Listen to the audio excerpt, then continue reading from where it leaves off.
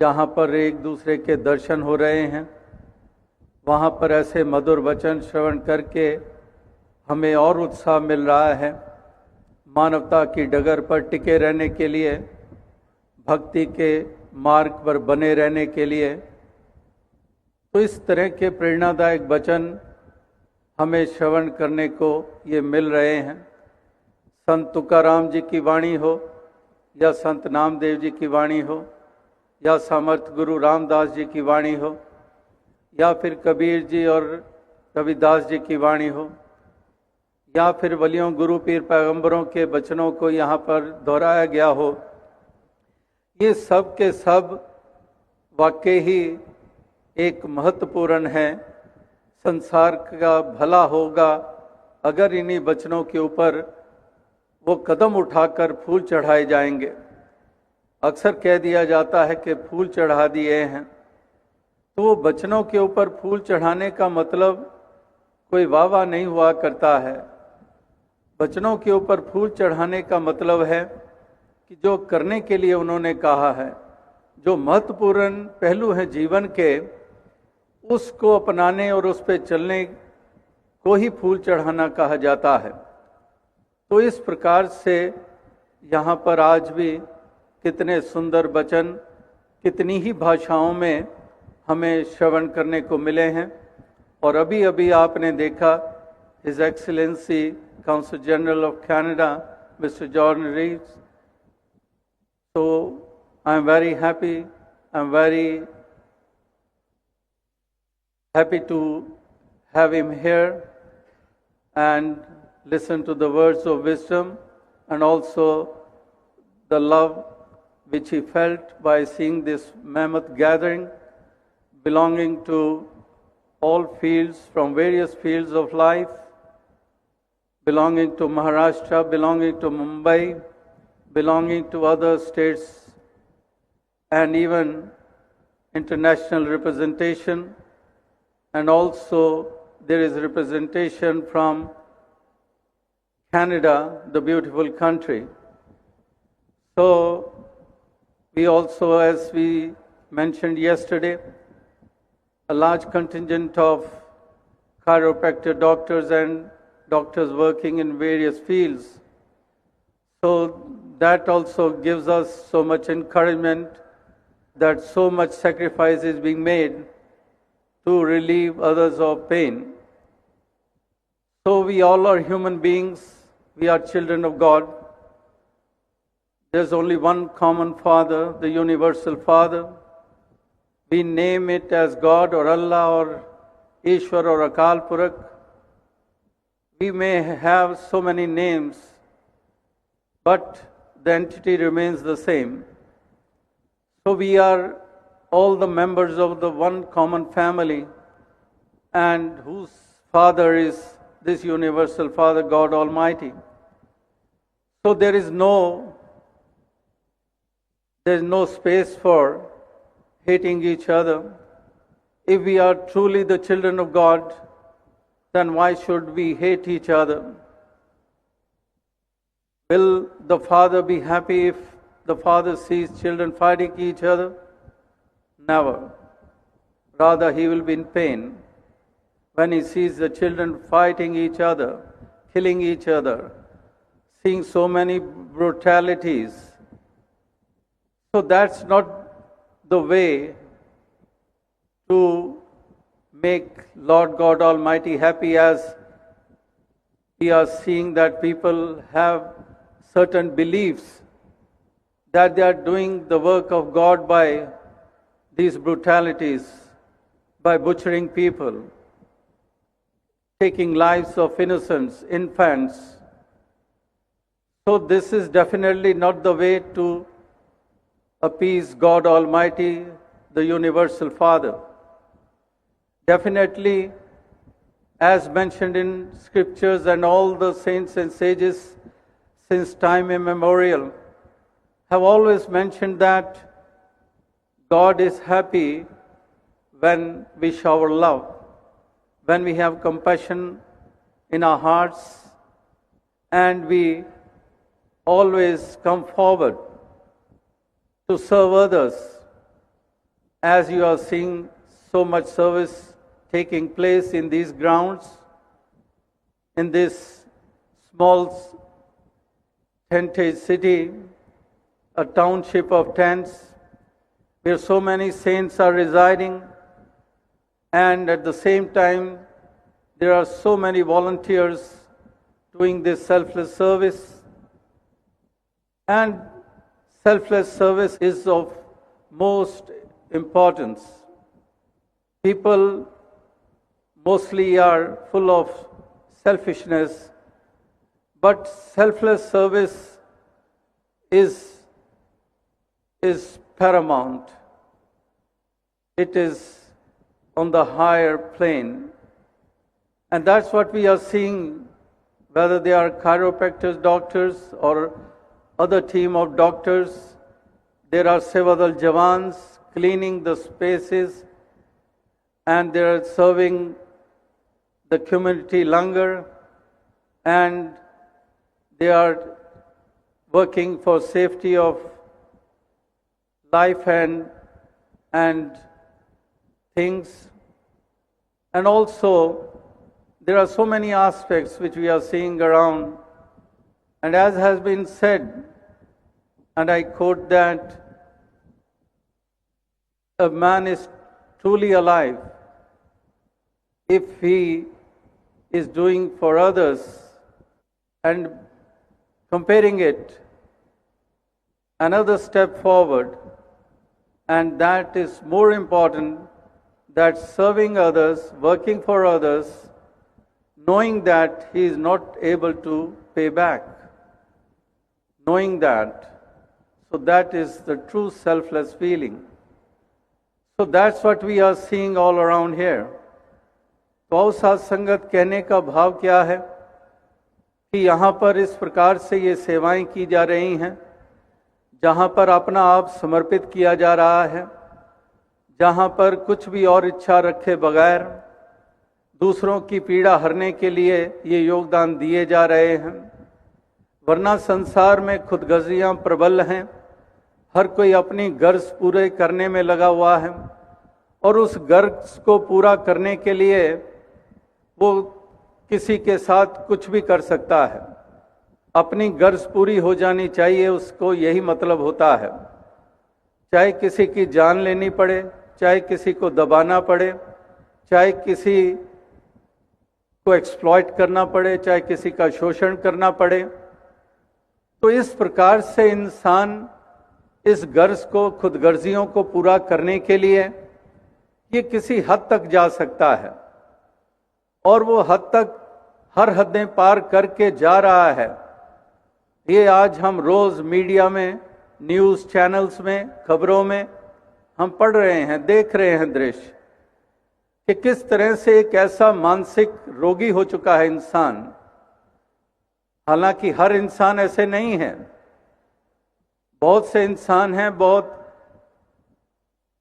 अच्छी सोच रखने वाले हैं, सज्जन प्रवृत्ति वाले हैं, मेल मिलाप में यकीन रखते हैं, तो वो भी हैं इसी संसार में, इसी धरा, इसी धरती पे। लेकिन जो विपरीत अवस्था वाले हैं वो सबसे ज्यादा हानिकारक साबित हो रहे हैं। सबसे ज्यादा वो सारे ही वातावरण को एक दुखद बनाते चले जा रहे हैं। तो इस तरह से ये खुदगर्जियां, ये लालसाएं, ये इंसान में कितनी प्रबल हो चुकी हैं। लोभ लालच में कितना युक्त लालसाएं, तृष्णाएं, ये तो उठती ही रहती हैं, जैसे समुद्र में लहरें उठती हैं, like the waves in the ocean. और किसी शायर ने सुंदर शब्दों में कहा है कि अजीब सा रिश्ता है मेरा और ख्वाहिशों के दरमियान, वो मुझे जीने नहीं देती, मैं उन्हें मरने नहीं देता।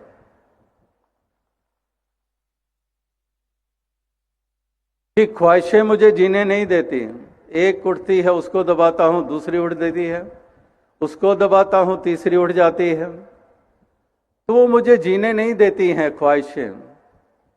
और मैं उसे मरने नहीं देता हूं, मैं उन डिजायर्स को मरने ही नहीं देता हूं। लेकिन यहां पर भी एक ख्वाहिश और डिजायर पावन उत्तम भी है, और वो है जो परमार्थ के ऊपर आधारित है, जो सत्संग परोपकार के ऊपर आधारित है, जो सेवा के ऊपर आधारित है। वो चाहत, वो चाहना, वो वास्तविकता में मुबारक है। उसका जिंदा रहना जरूरी है, उसको कभी मारना भी नहीं चाहिए। लेकिन जो हमें सत्य से दूर ले जाती हैं, जो हमें इंसानियत के म्यार से नीचा कर देती हैं, तो उनका दमन करना ये बहुत लाजिम है, आनंद के लिए, ब्लिस के लिए। उसलिए महापुरुष संत जन इससे ऊपर उठकर सहज जीवन जीने की प्रेरणाएं देते आ रहे हैं, इस सत्य से नाता जोड़कर जीवन जीने की प्रेरणा देते आ रहे हैं। एक सबर, संतोष, कंटेंटमेंट जिसको कहते हैं, उसकी महत्ता का जिक्र करते हैं कि इस तरह से हमने इस निराकार दातार का शुक्राना करना है, एक सबर संतोष के साथ जीवन जीना है। तो जो कंटेंटमेंट से युक्त होता है वो भरा हुआ होता है, वो भरपूर होता है, और जिसमें ये नहीं होता है तो वो खाली खाली सा होता है। तो इसी प्रकार से ये महापुरुष संत जनों ने जहाँ पैगाम संदेश दिए हैं, वहाँ पर इंसान को ये जागरूक भी किया है कि इंसान इस प्रकार से तू अपने आप को ऐसा रूप दे दे, ऐसी मानसिकता, ऐसी अवस्था अपनी सोच को दे दे जो वास्तविकता में तेरे लिए एक भलाई का एक कारण और साधन बन सकती है। आज तक यही बनी है, जरिया और साधन उनके लिए, उनको महत्वपूर्ण बनाने के लिए, उनका रुतबा बुलंद करने के लिए, जिनकी श्रद्धा से आज नाम लिए जाते हैं। यही वो अवस्था, यही भावनाएं थी उनकी, यही जागरूकता, यही अवेयरनेस और रियलाइजेशन उनको मिली थी, जिसके कारण वो पूज्य हो गए, उनका नाम ये रोशन हो गया। तो इस प्रकार से इस मालिक खालिक, इस परमात्मा ईश्वर से नाता जोड़े बगैर ना सबर संतोष मिलता है, ना ही वास्तविकता में हमें वो कंटेंटमेंट मिलती है, ना ही ये सेल्फलेसनेस की भावना ये हमारे मन में पैदा होती है, निष्काम भाव पैदा नहीं होते हैं। तो इसलिए ये महापुरुषों का, संतों का ये कथन ये बहुत ही महत्वपूर्ण है।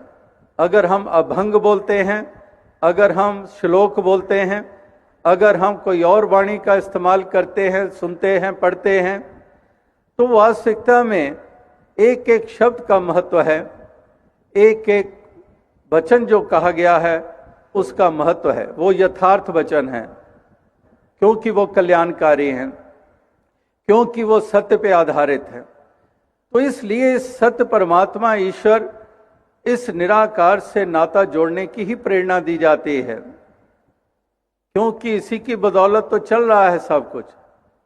इंसानी है जो झूठे अभिमान में आ जाता है। ताकत तो इस मालिक खालिक की है। चाले है शरीरा कौण्याचे सच्चे, कि ये कौन सी ताकत से ये शरीर चल रहा है, कौन बोल भी तो हरि बिना, कि ये बोल भी रही है जुबान तो ये हरि की कृपा से बोल रही है। तो इस प्रकार से ये मालिक खालिक परमात्मा को महत्ता जीवन में जो देते हैं, वो खुद महत्वपूर्ण बन जाते हैं। वो वास्तविकता में उनका रुतबा बुलंद हो जाता है, क्योंकि वो इस मालिक को विशेषता देते हैं जीवन में, वो इसको प्रोमिनेंस देते हैं, इसलिए वो खुद प्रोमिनेंट हो गए। इस मालिक को प्रोमिनेंस देना का मतलब यही है कि जो इससे अपने मन का नाता तोड़ते नहीं हैं, जो कभी भी झूठा अभिमान करते नहीं हैं, जो हर इंसान के प्रति सद्भावनाएं मन में रखते हैं, जो दूसरों के लिए काम आने के जज्बे रखते हैं, तो वो वास्तविकता में माने जाते हैं कि वो प्रभु के अस्तित्व के साथ जुड़े हुए हैं। वो इससे नाता उन्होंने तोड़ा नहीं है, क्योंकि उनके मन की भावनाएं सुंदर बनी हुई हैं। तो वो प्रमाणित होता है कि ये जुड़ा हुआ है, इस मालिक से जुड़ा हुआ है, ये गर्ज और खुदगर्जियों से ऊपर है, ये अहम और झूठे अभिमान से ऊपर है, ये लोभ और प्रलोभनों से ऊपर है, ये अपना आप कुर्बान कर देगा, दूसरे को दुख देने को तैयार ना होगा। ये वास्तविकता में ये हरि के साथ इस कदर ये घुला मिला हुआ है। तो इस प्रकार से ये महापुरुष संतों की वाणी ये युगों युगों से इंसान को ये जागरूकता ये देती आई है। और आज भी कल भी इस समागम के अवसर पर महापुरुषों ने इसी पे आधारित ये वचन हमारे सामने रखे हैं। कवि सज्जनों ने भी कल भी आज भी इन पहलुओं के ऊपर भी रोशनी डाली है। जहां पर दीवारों की बात की गई है, दीवारों को गिराने की बात कही गई है, वहां पर पुलों की अहमियत के बारे में उजागर किया गया है, क्योंकि जो साधन बनते हैं, जैसे दास ने पीछे भी यही कहा कि we should make bridges and we ourselves should also become bridges, कि हम खुद भी वो पुल बने ताकि एक दूसरे को मिलाने वाले बने। पुल क्या करता है? वो एक दूसरे को मिलाता है। तो इसी तरह से हम औरों के बीच भी नज़दीकत बनाएं और हम खुद भी जरिया बने, हम खुद भी वो साधन बने, हम खुद भी वो ब्रिज पुल बने दूसरों को मिलाने के लिए। तो इस तरह से ये एक जागरूकता ये दी जा रही है। और वास्तविकता में यही कार्य युगों युगों से संतों महात्माओं का रहा है। क्या उन्होंने एक दूसरे को दूर किया था? उन्होंने अगर दूर किया था तो अज्ञानता से दूर किया था। उन्होंने अगर दूर किया था तो विपरीत भावनाओं से दूर किया था। अगर उन्होंने दूर किसी को किया था तो संकीर्णताओं से दूर किया था। उन्होंने इंसान और इंसान के बीच दूरियां पैदा नहीं की थी, इसलिए उन्होंने पुल बनाए भी और वो खुद पुल बने भी। इस कदर उन्होंने जोड़ा, इस कदर सारी मानवता को इस धागे में, जैसे भिन्न भिन्न प्रकार के फूल होते हैं और उसमें एक धागा होता है, थ्रेड होता है, वो उनको जोड़ देता है। इसी प्रकार से महापुरुषों ने, भक्तों ने ये परमात्मा ईश्वर रूपी धागा, ये प्रेम रूपी धागा, इसी में ये तमाम फूलों को पिरो डाला। और वो फूल जब पिरो दिए गए धागे के सहारे, वो गले का हार बन गए, गले की शोभा बन गए। एक इस प्रकार से चारों तरफ के हालातों को सुंदर बनाने के लिए ऐसी ही देन की ज़रूरत है। और जो भी ऐसी देन देता है वो मुबारकबाद का पात्र हुआ करता है। वो माना जाता है, वो जागरूक है, माना जाता है कि वो महापुरुषों का सच्चे मायनों में पैरोकार है। उसी की बदौलत धर्म जिंदा रह सकता है। ऐसी अवस्था वालों के कारण ही धर्म की जय जयकार हो सकती है, वरना तो आज धर्म भी बदनाम होते चले जा रहे हैं। वो भी इसी कारण के इंसान शैतान और हैवान बनता चला जा रहा है। तो इसलिए महापुरुष संतजन आज भी हमें वही जागरूकता दे रहे थे कि वाकई हमने धर्म को जिंदा रखना है। और धर्म, सच्चा धर्म मानवता का धर्म है, इंसानियत का धर्म है।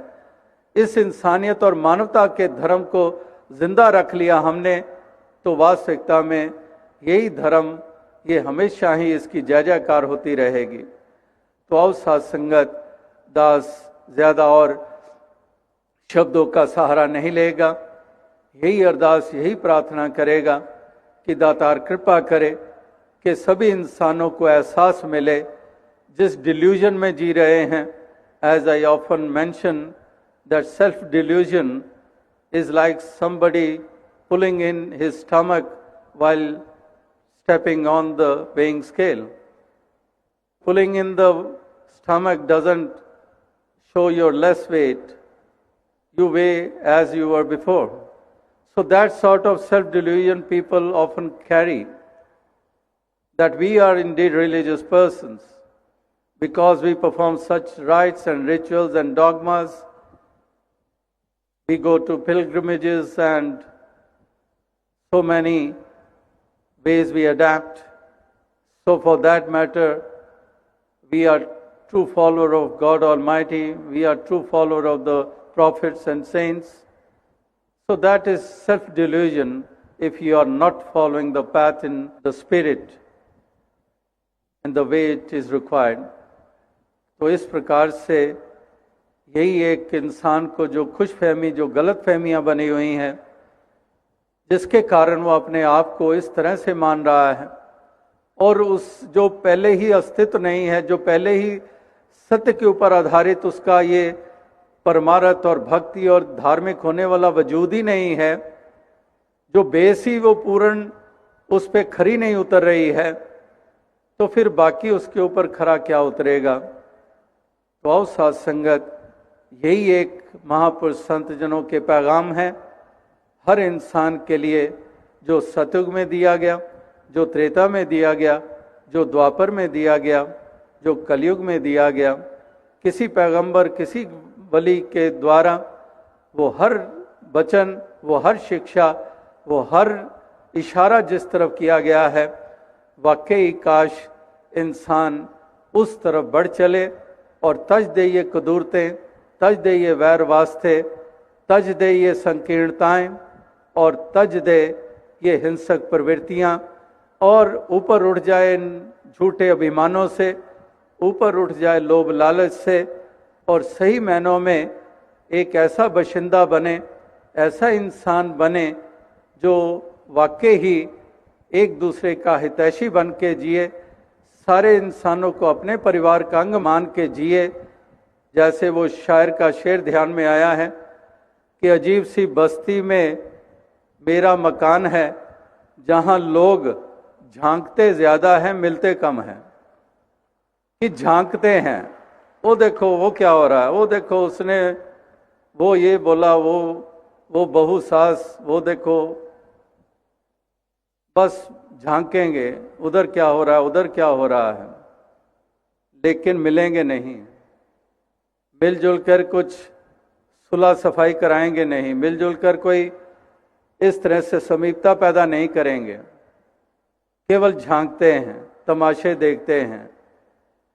तो इस प्रकार के नहीं, वो उनकी ज़रूरत है जो वास्तविकता में ऐसे अपने आप को शरीक कर देते हैं, जो दूसरों की बातों के ऊपर, जैसे आज भी शायद कल जिक्र हुआ कि लोग तो नमक उठाकर घूमते फिरते हैं, ज़रा सा जख्म तो दिखाई दे, बस वहीं पर उस नमक को फेंकने को तैयार है, उसकी पीड़ा को और बढ़ाने को तैयार है। कीजिए ना 10 में बैठ के आपस की बातचीत, पहुंचेगी 10,000 तक आपस की बातचीत। गॉसिप मॉन्गर्स, वही बात जो झांकते ज्यादा है, जो इस प्रकार से केवल बातें ही करते हैं, अपना भूल ही जाते हैं कि हमारी क्या फितरत है, हम क्या करते हैं, हमारी क्या व्यवहार है हमारे, वो उसके कोई लेना देना नहीं, दूसरों को ही नापते तोलते रहते हैं और इस प्रकार से एक दूसरे की ही बात करते रहते हैं, दूसरों पे ही कीचड़ उछालते रहते हैं। लेकिन वास्तविकता में महापुरुषों ने तो जो पाठ पढ़ाया है वो यही पढ़ाया है कि आपस को ना सराहिए पर निंदिए नहीं कोई। तो इसलिए महापुरुष संत जन ये हमें शिक्षाएं नाना प्रकार की हमारे ही जीवन को शोभा देने के लिए, हमारे ही जीवन के तमाम पहलुओं को सुंदर बनाने के लिए ये हमें प्रेरणा ये देते आए हैं और आज भी ये प्रेरणाएं हमें मिल रही हैं। एक कान से सुनकर दूसरे कान से जो निकाल देते हैं वो कुछ भी हासिल नहीं करते। अगर कोई सुन के उसको जुबान से दोहरा देता है, कुछ हद तक वो पहले वाले से तो बेहतर है, लेकिन वो भी मुकम्मलता नहीं है। मुकम्मलता उसमें है जो सुनकर उसको जज्ब कर लेता है, उसको अपना लेता है, उसको धारण कर लेता है और फिर उसी प्रकार का ये जीवन जी लेता है। उसी की ही महत्ता ये हुआ करती है। तो दास और अधिक शब्दों का सहारा ना लेता हुआ इन्हीं शब्दों से आपसे इजाज़त चाहेगा। यही अरदास, यही प्रार्थना करेगा कि दातार कृपा करे, सभी को ऐसा सहज जीवन प्रदान करे, सभी की सहजता इस जीवन में ये बनी रहे। इस निराकार दातार को कर्ता मानते हुए, इसी की रज़ा में जो सब्र संतोष की बात कही, इसी की रज़ा में रहते हुए इस जीवन के सफ़र को तय करते चले जाएं। जीवन में नाना प्रकार के पड़ाव आते हैं, जीवन में कितने उतार चढ़ाव आते हैं, लेकिन एक ऐसी बैलेंस्ड लाइफ ये हमेशा जो जीना जानते हैं, वाकई ही उनकी एक अद्भुत शक्ति होती है, एक अद्भुत उनमें एक सामर्थ्य हुआ करती है। तो ये दोनों ही पहलू ये लगातार चलते चले जा रहे हैं। जहाँ प्यार का जिक्र हो रहा है, नफरत का हो रहा है, अभिमान का हो रहा है, तो एक निम्रता का हो रहा है, प्यार का हो रहा है तो नफरत का हो रहा है, मिलने का हो रहा है तो बिछड़ने का हो रहा है। यानी कि दोनों ही पहलू ये लगातार चलते चले आ रहे हैं। गर्मी है तो सर्दी भी है। नाना प्रकार के पहलू जब हम देखते हैं, दोनों ही रूप हमें दिखाई देते हैं। तो इसी तरह से ये महापुरुष भक्तजन भी उसी प्रकार से विचरण करते हैं। जैसे अभी हाल ही में जस्ट फ्यू वीक्स बैक